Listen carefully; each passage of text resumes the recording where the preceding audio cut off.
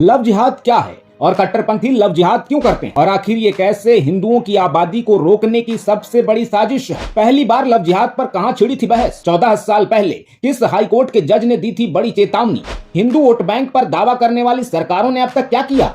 धर्मांतरण के लव जिहाद मॉडल पर भारत का कानून क्या कहता है और भी बहुत सारे सवालों के जवाब पूरी डिटेल और रिसर्च के साथ इस वीडियो में आपको मिलने वाले हैं और पूरी गारंटी है इस बात की, इस वीडियो को देखने के बाद आपका सोचने का तरीका बदल जाएगा। Chapter 1 the origin. ये लव जिहाद का किस्सा भी वहीं से शुरू होता है जहां की एक सच्ची कहानी पर्दे पर उतारी गई तो 50 से ज्यादा मुस्लिम देशों में आग लग गई। जी हां, हम बात कर रहे हैं द केरला स्टोरी की। लव जिहाद की कहानी भी केरल से शुरू होती है। साल 2008 तक लव जिहाद शब्द कभी नहीं सुना गया था। साल 2009 में पहली बार मीडिया रिपोर्ट्स में लव जिहाद शब्द लिखा गया।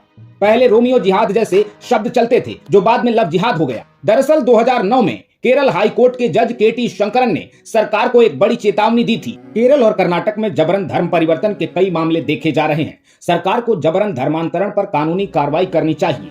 प्रेम के नाम पर किसी की सहमति के बिना उसे धर्म बदलने पर मजबूर नहीं किया जा सकता। ऐसा लगता है कि कुछ धार्मिक संगठन एक समुदाय की लड़कियों को टारगेट कर रहे हैं। अब आप सोच रहे हैं कि एक जज ने ऐसा क्यों कहा। जज तो ऐसे बयान देते नहीं। दरअसल उस वक्त जस्टिस केटी शंकरन अपनी अदालत में धर्मांतरण के एक मामले की सुनवाई कर रहे थे।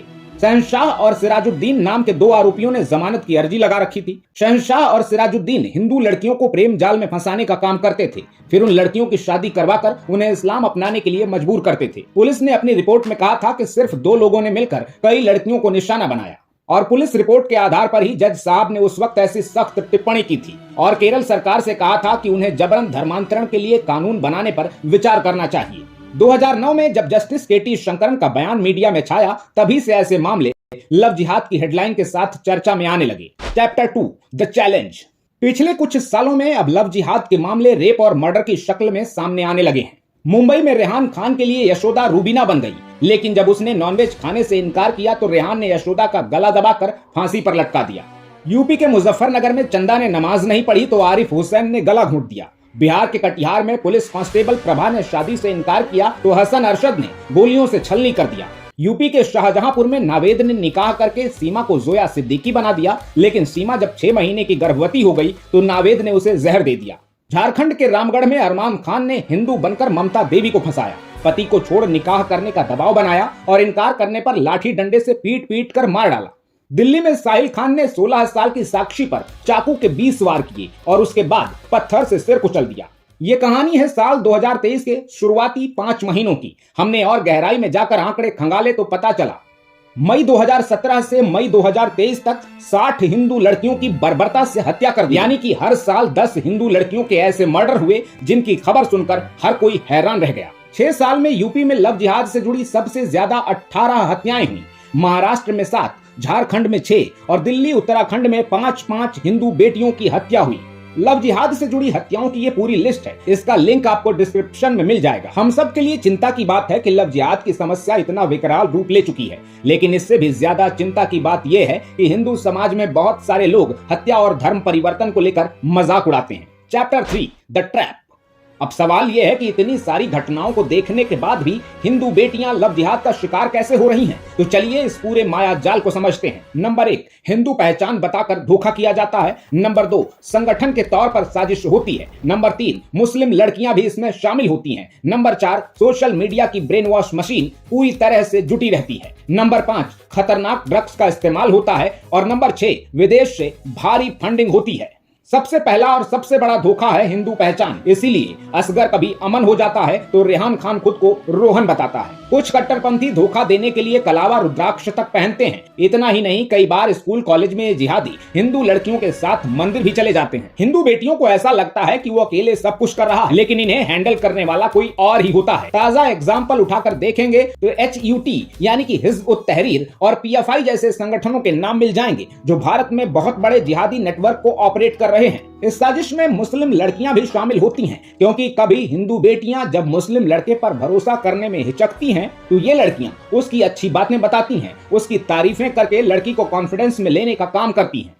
सोशल मीडिया पर सबसे खतरनाक खेल चल रहा है। अलग अलग माध्यमों का इस्तेमाल कर हिंदू बेटियों को भाईचारे का पाठ पढ़ाया जाता है। हाल की रिसर्च में खुलासा हुआ है कि लव जिहाद के लिए कई तरह की दवाओं का भी उपयोग किया जाता है। साल 2021 में केरल में पाला चर्च के पादरी जोसेफ कलरेंगट ने कहा था, लव और नारकोटिक जिहाद के जाल में फंसाकर गैर मुस्लिमों को तबाह किया जा रहा है। इस्लामिक संगठनों का मानना है कि भारत में अभी हथियार उठाना आसान नहीं है, तो धर्मांतरण के लिए नारकोटिक जिहाद को अपनाया जा रहा है। ये एक तरह की युद्ध की रणनीति है और जो लोग ये साबित करने में लगे हैं कि कोई लव जिहाद नहीं है, वो इसे अनदेखा करना चाहते हैं। लव जिहाद के लिए विदेश से भारी फंडिंग होती है और जिसे इस बात पर कोई डाउट हो तो उसे शफीक का किस्सा जरूर सुनना चाहिए। शफीक 2018 तक कतर के गल्फ तेजस मीडिया हाउस में बिजनेस डेवलपमेंट मैनेजर था, लेकिन सच्चाई ये थी कि भारत में वो पीएफआई के लिए काम करता था। शफीक ने दिल्ली से लेकर नेपाल बॉर्डर तक पीएफआई का नेटवर्क फैलाया था। वो खाड़ी के अलग अलग मुस्लिम देशों में घूमता था। एनआईए और ईडी की जांच में पता चला कि शफीक गल्फ देशों में भारतीय मुसलमानों पर अत्याचार की मनगढ़ंत कहानियां सुनाता था और वहां के बड़े व्यापारियों, इस्लामिक संगठनों से फंड जुटाता था और भारत में अलग अलग खातों में ये रकम ट्रांसफर की जाती थी। बाद में लालच देकर धर्मांतरण और लव जिहाद के लिए इन्हीं पैसों का इस्तेमाल होता था। Chapter 4 the trouble. अब तक आपको ये समझ में आने लगा होगा कि लव जिहाद हिंदू समाज और सनातन संस्कृति के लिए कितनी बड़ी चुनौती बन चुका है, लेकिन आपका यह समझना ज्यादा जरूरी है कि इस्लामिक कट्टरपंथियों ने लव जिहाद का रास्ता क्यों निकाला और हमारे समाज पर इसके कितने गंभीर परिणाम हो सकते हैं। चलिए इसे एक एग्जाम्पल के साथ समझने की कोशिश करते हैं।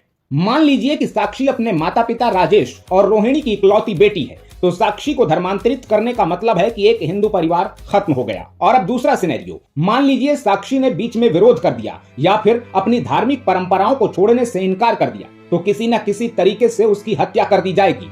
अब साक्षी क्योंकि अपने परिवार की इकलौती बेटी थी, तो इस स्थिति में भी एक हिंदू परिवार का chapter close. Chapter 5 the defence. अब तक हमने लव जिहाद की समस्या को समझने की कोशिश की, लेकिन अब सबसे जरूरी बात, इसका समाधान क्या। हालात कितने भी गंभीर हों, अब क्योंकि हम लोकतंत्र को मानने वाले लोग हैं, नियम कायदे से चलते हैं, तो सबसे पहले बात कानूनी विकल्पों की। भारत में स्पेशल मैरिज एक्ट 1954 के तहत दो अलग धर्मों के लोग अपनी इच्छा अनुसार शादी कर सकते हैं, लेकिन किसी भी तरह का गलत एफिडेविट, अपने पार्टनर से उम्र या धर्म छिपाना, अपनी मौजूदा वैवाहिक स्थिति की जानकारी न देने पर कानून में सजा का प्रावधान। इसके अलावा आईपीसी की धारा 366 के तहत अपहरण के मामलों में 10 साल तक की सजा हो सकती है। इतना ही नहीं, शारीरिक शोषण के लिए की गई छलपूर्ण शादी के मामलों में ह्यूमन ट्रैफिकिंग और रेप का चार्ज भी लग सकता है, और इसके लिए जरूरी नहीं है कि लड़की ही आवाज उठाए। सीआरपीसी की धारा 198 के तहत परिवार के लोग भी शिकायत कर सकते हैं। लेकिन ध्यान देने वाली बात यह है कि इन सभी कानूनों में लव जिहाद का कोई कॉन्सेप्ट नहीं है। तो सवाल उठता है कि हिंदुत्व के नाम पर वोट लेने वाली सरकारों ने अब तक क्या किया। जवाब है कि अब तक कोई ऐसा क्रांतिकारी कदम नहीं उठाया गया है। ऐसे में जरूरी है कि केंद्र सरकार इस समस्या की गंभीरता को समझे, पॉक्सो और यूएपीए से जोड़कर कोई कठोर कानून लेकर आए। लेकिन जब यूनिफॉर्म सिविल कोड और जनसंख्या कानून के लिए ही अभी मुहूर्त निकाला जा रहा है, तो ये इतना आसान नहीं है। इसलिए आपको एक समाज के तौर पर लंबा संघर्ष करना होगा। बहुत अफसोस के साथ कहना पड़ रहा है कि ये बीमारी हमारे घर से, हमारे समाज से ही शुरू होती है, क्योंकि हिंदू अब अंग्रेज बन चुका है। सेकुलर दिखने के चक्कर में ही हम अपनी धार्मिक परंपराओं को तोड़ चुके हैं। खान पान पहनावा सबका पश्चिमीकरण हो चुका है। तिलक कलावा सब छोड़ चुके हैं। वैदिक मंत्रों और शास्त्रों की जगह सब कह रहे हैं हमें नाचने का शौक था, उसे नचाना आता था और वो नचा भी रहा है। हमने अपने इतिहास से कुछ नहीं सीखा है। भाईचारा अपनी जगह है, लेकिन भाईचारे के लिए अपनी पहचान और परंपराओं पर शर्म करोगे तो याद रखिए, हिस्से में सिर्फ गुलामी ही आएगी। साथियों, ये वीडियो अगर आपको यूजफुल लगा हो तो चैनल को सब्सक्राइब जरूर करें। आप क्या देखना और सुनना चाहते हैं कमेंट बॉक्स में बताएं। आते रहिए। जय श्री राम।